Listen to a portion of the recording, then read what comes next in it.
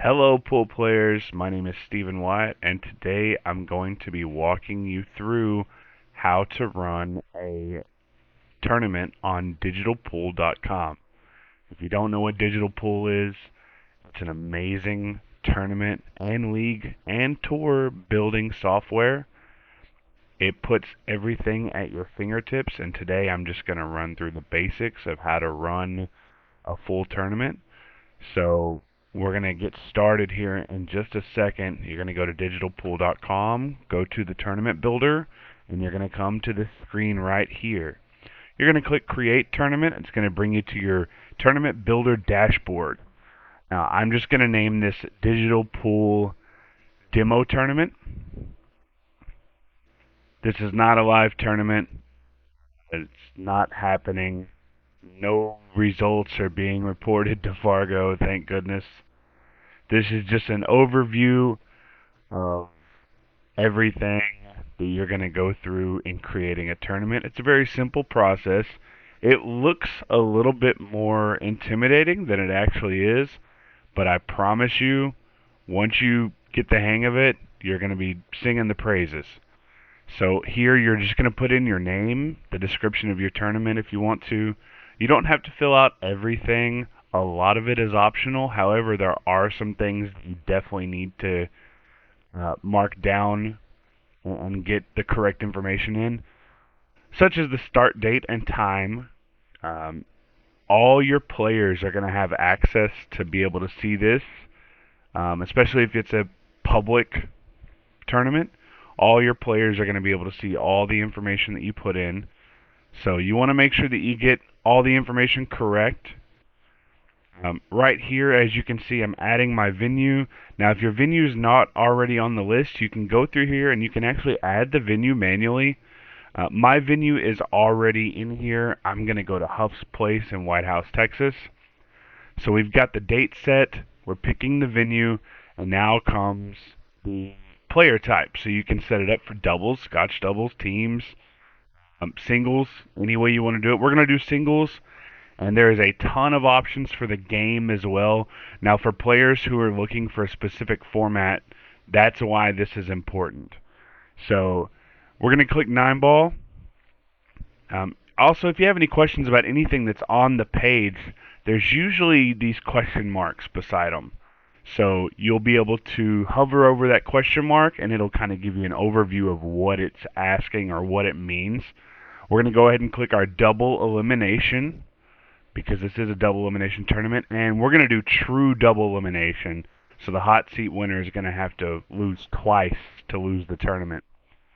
Here we can set up the format for Fargo rated, USAPL rated, or just standard. We're going to do standard. Winners race to 7. I think we're going to do the losers race to 5. And then you can set the final race. If you want the final race to be a little longer, you can change that too. We're going to put it in as 9. Little extended race. Now right here, this is pretty important because you want to have an idea of what the bracket's going to be. You don't want to set up a tournament where there's only 12 players for a 64-man bracket. Overall, the player list will determine the bracket size, but this is just getting an estimate. That way, when you get a little bit further into the tournament building process, it's going to give you a kind of a time and stat tracking for about how long your tournament should last using the tables that you provide.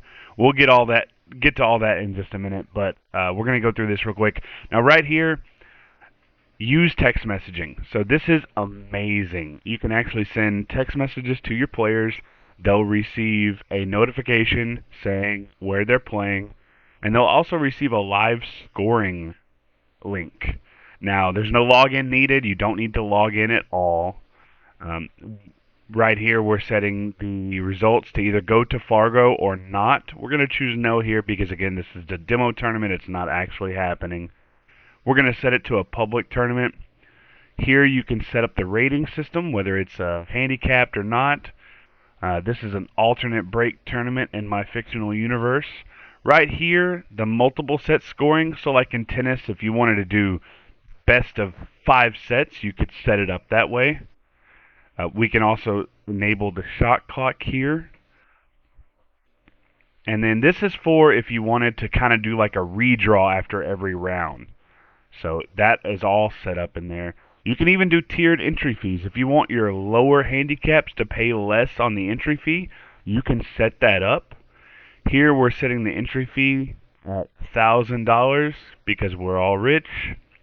The admin is going to take $20 out, and then we're going to add $10,000. Now what that does, giving all that information, is it allows us to get an idea of the payout structure. Now here, you can do your payouts based on how many players are in, and it'll kind of give you a breakdown. Now some of these numbers are weird, like second place, $9,513. Obviously, you can go in and you can customize those later. If you want even numbers, you can set it all up to be even. So this is just a general idea. All right. Here we're just going through the sign up cutoff time. You can enable online registration. All good information. Now here's a good one, okay? So this is where you're going to add players. So now you can go through and you can just add them individually, like I'm doing here. We're going to add player A, player B, player C, player D. However, if you like to pre-prep for your tournaments, maybe you have a notepad or a Excel spreadsheet, you can actually import all of your players from a Excel spreadsheet using that. Now I'm going to show you here. I'm going to click Upload Player Spreadsheet. Now here's my player spreadsheet. All my players are in there. I've got their phone numbers in there. So we're going to go ahead and upload this player spreadsheet into my tournament. And you'll see here in just a second, once that uploads, we're going to go ahead and import the players. Now what that does is it allows me to import everything I had on that spreadsheet straight into my player list. So you can see here all those players are there, including myself. We're going to go ahead and click that Get Fargo Ratings. If your tournament is not Fargo based, it's not super important to do that, but a lot of players have Fargo ratings. And if you're reporting to Fargo, you definitely want that information in there.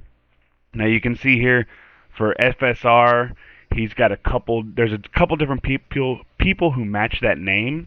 So you want to go ahead and pick the correct one. Obviously, we know we picked the correct one. It says Fargo was an 841. So we're going to apply those ratings here as that uploads. Now we're going to go down to me here in just a second. And you notice my Fargo rating isn't in there. So we're going to go over here to the edit list, and this is going to bring it up. Now, it didn't find me, so we're going to look up my Fargo. Oh, there's two of me. So I need to pick the correct one, and then we're going to update the player list. So boom, now I have the right Fargo rating, and we are ready to go to the next step. I made sure to get my phone number in there so I can receive those text messages. So now we're going to add the tables.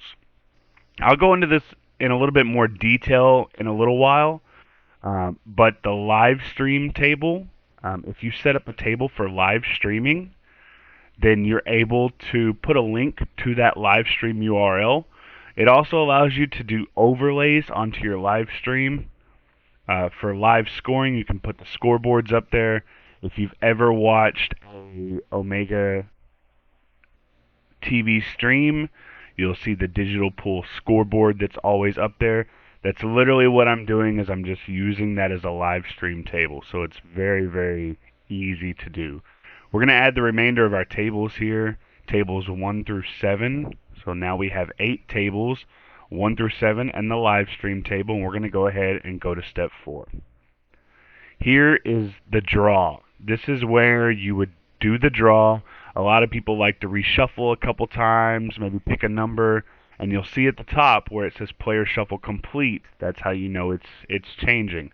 So now we have our bracket. And ooh, I got a tough draw. Nick Vandenberg.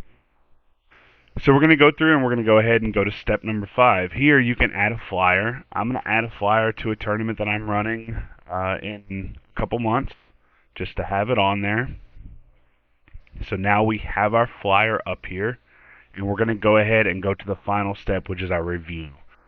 Here you can see all the information you put in and make sure that you didn't make any mistakes. I have 32 players. That's exactly how many I had sign up.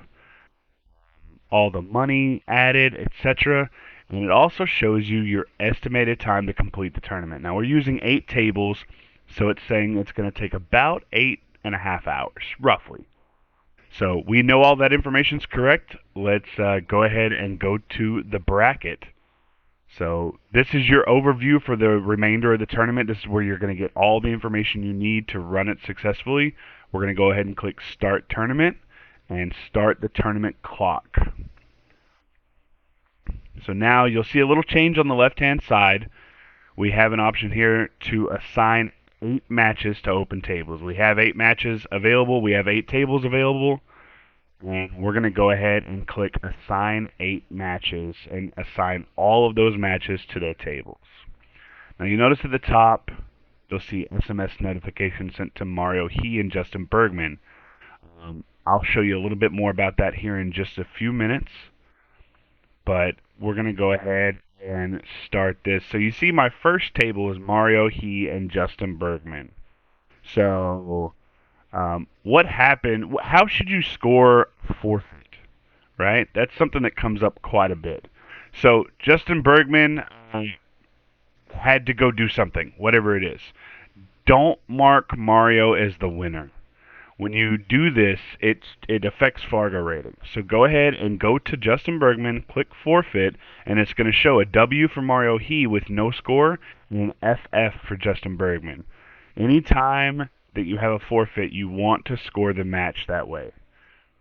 You don't want a player's Fargo rating going up because they beat somebody 7-0 when they didn't actually play.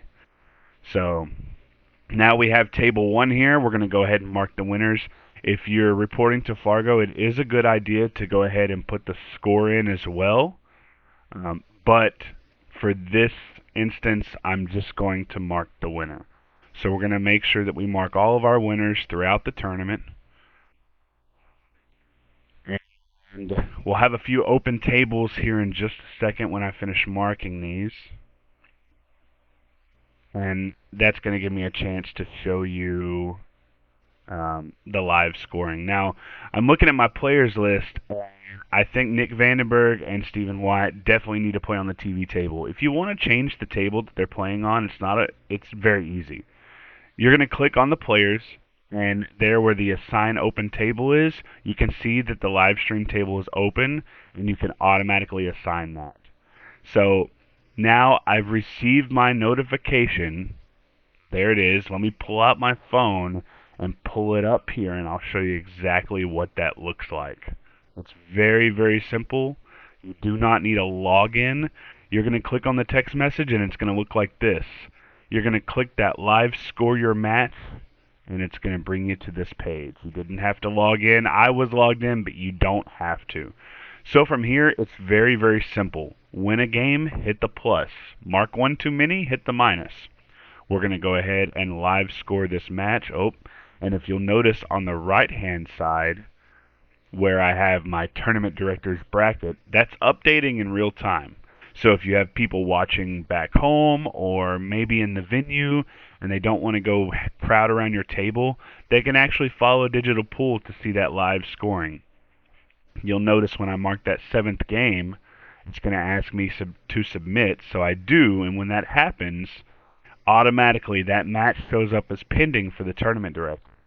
So the tournament director can go to the left-hand side. They can see that it's completed.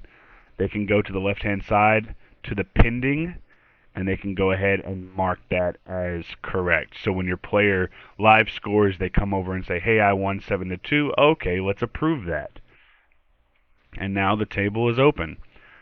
So we're going to go ahead and assign all of our next round matches and score them. Now you see there, when I put the 7 in, it automatically put the score, the winner as Jeff DeLuna. So this is really easy to do. You don't have to hit that winner because as you progress in the games, it'll automatically show that winner and loser. You'll notice when Thorsten gets that seventh game, it automatically puts him as the winner. So you'll mark him as the winner and go ahead and update. Now a lot of this is just me marking the winners from here. There are a few other things I can show you in just a few minutes. If you do see here where it says set times, this is nice for when you want to schedule a tournament. When you don't want to run it shotgun style, you want to schedule it all the way out. You can set times for those rounds. You'll also notice if you're staring at the bracket like this, you'll notice that the left-hand side of the bracket is, actually, let's talk about this. So I just assigned matches to a table. And it says, are you sure you want to assign table 5 to the same player back-to-back? So let's go take a look at this. Let's figure out who played on table 5 last, or who was getting assigned table 5. It's Earl and Conrad. Well, Conrad didn't play, but Earl just played on 5. So a lot of tournaments would prefer players not to play back-to-back. We see Earl played on that table last. And if you wanted to, you could go ahead and click cancel, and you could reassign that match to a different table if you have one available. For this, we're just going to keep it going. Francisco wins against Corey. We're starting to get into our losers side matches here. No different. And if you'll notice, on the left-hand side where it says assign 3 matches to open tables, this is pretty simple. It's going to automatically schedule the tournament in a way where it keeps everything flowing. So you'll have, most tournaments will have 2 rounds of winners, and then you'll start catching up the loser's side. Oh, I just took a loss to Shane Van Boning. That's no good. Likely, but still, I kind of wanted to win. So we're going to continue to mark our matches here. We're going to reassign our matches on the loser side. If you notice right there where the mouse is, it's showing L1-3, L1-2. It's actually just showing that that is the loser round 1 second match. So again, we get our warning, hey, that player just played on this table. No big deal. We're just going to go ahead and go through and finish this one up. So Sky Woodward takes a win there. Everything in DigitalPool is meant to be pretty simple. So we'll go over this now while I have a chance. If you notice, top side, on the winner side of the bracket up top, you'll notice part of the bracket is kind of a blue color, and the next part over to the right is green. So here in just a minute when I scroll back up, the reason it's green is that that's showing you where the money round is. Oh, me and Justin Bergman playing, but it looks like, oh yeah, it looks like Justin wasn't there. Justin had something to do, so I'm going to win that one. Again, you mark that as a forfeit. You don't want to mark it as a win. So you can see here up at the top where that break is in the green. That's the money round. So Mario He, Josh Filler, whoever wins that is guaranteed money. It pushes them into the green. You'll notice it's a little bit further over on the L side because of the way the bracket works. So if you get into the green side of the bracket and you have your payout set, it'll show you exactly where you're making money and exactly how much you're making on the tournament. We're going to go ahead and assign our players. Again, we have multiple players playing back-to-back on tables that they just got off of. You normally don't want that in a tournament. For this, we're just going to keep going. I'm going to zoom out on our bracket a little bit. You can use that toolbar there to zoom out. A good thing to do, guys, if you're running a tournament is to always share the bracket, especially on social media. If you have a Facebook page where people go to follow your tournaments or keep track of your tournaments, I would always copy that tournament bracket link and share it to Facebook. We're going to continue to mark our winners and our losers.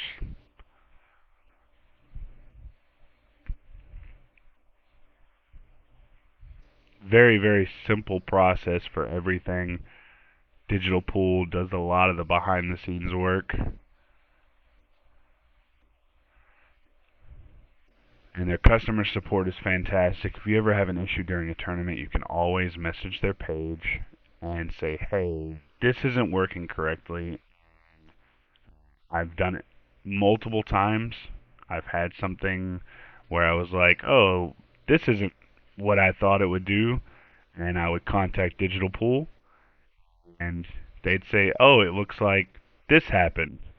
Let me fix it. Or, hey, you have this setting on. You need to turn that off to do what you want to do. And that's very, very simple. Continuing to mark our winners and our losers.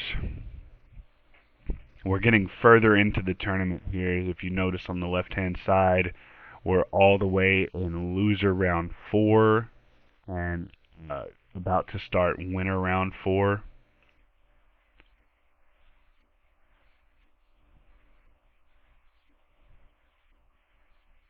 Go ahead and mark our winners. Steven won against Alex Pagulian. That's awesome. I didn't know I had that in me. And as matches become available, you can always assign them to whatever table you prefer on the left-hand side.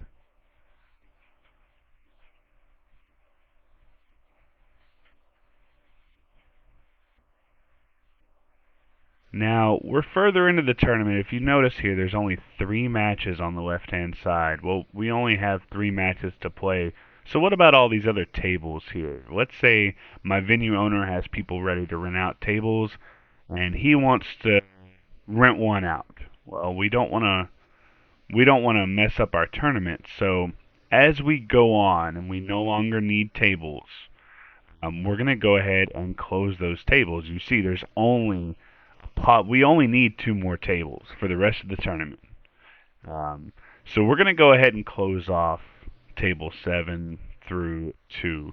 So right there, you'll see where it says open. If you just click on that, it's going to close that table, and your tournament software will not assign a match to that table if it's closed. So we're closing off the tables. We'll no longer get table assignments on those tables.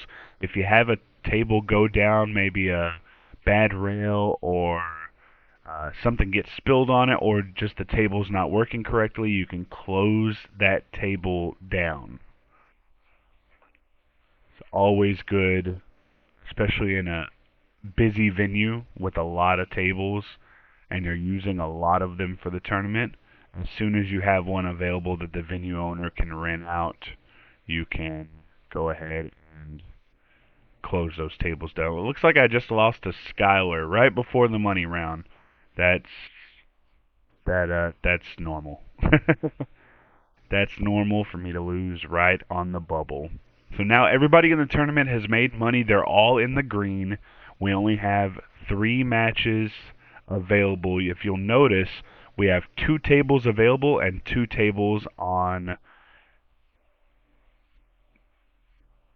the side there. So we're going to go ahead and schedule our loser side matches. It's going to hold the winner side because we don't want to play the winner side before we have an available match. So now we're down to the 2 tables. We're going to go ahead and assign both matches. We're down to our final 4. So we're assigning both matches. It looks like Mario He is going to take the hot seat match.